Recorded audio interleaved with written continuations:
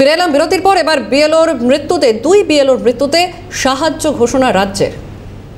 দুই বিএলওর মৃত্যুতে এবার সাহায্য রাজ্যের এবং পরিবারকে আর্থিক সাহায্য করবে নবান্ন। মৃতদের পরিবারকে আর্থিক সাহায্য করবে নবান্ন, এমনটাই জানানো হলো। আমরা ফোন লাইনে আরো বিস্তারিত জানবো। ফোন লাইনে রয়েছেন আমাদের প্রতিনিধি খালেদ। খালেদ, এবার মৃত দুই বিএলওর মৃত্যুতে সাহায্য ঘোষণা রাজ্যের।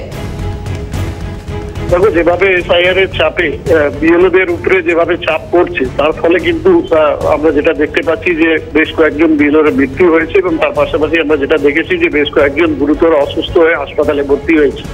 তাতেই কিন্তু উদ্বিগ্ন রাজ্য প্রশাসন।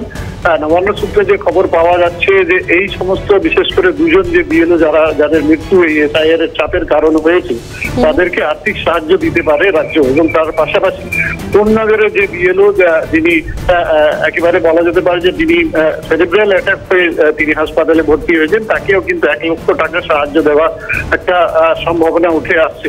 নবান্নের সূত্রে যে খবর পাওয়া যাচ্ছে যে দুজনকে যারা মারা গেছেন তাদের পরিবারকে 2 লক্ষ টাকা করে আর্থিক সাহায্য, এবং তার পাশাপাশি সেরিব্রাল অ্যাটাকে যে হাসপাতালে ভর্তি রয়েছেন একজন মহিলা বিএলও কোন্নগরে, তাকে কিন্তু আর্থিক সাহায্য, চিকিৎসার জন্য 1 লক্ষ আর্থিক সাহায্য দিতে পারে নবান্ন বলে কিন্তু খবর পাওয়া যাচ্ছে। বেশ, ধন্যবাদ খালিদ। আমাদের সঙ্গে ফোন লাইনে ছিলেন প্রতিনিধি খালিদ জামাল।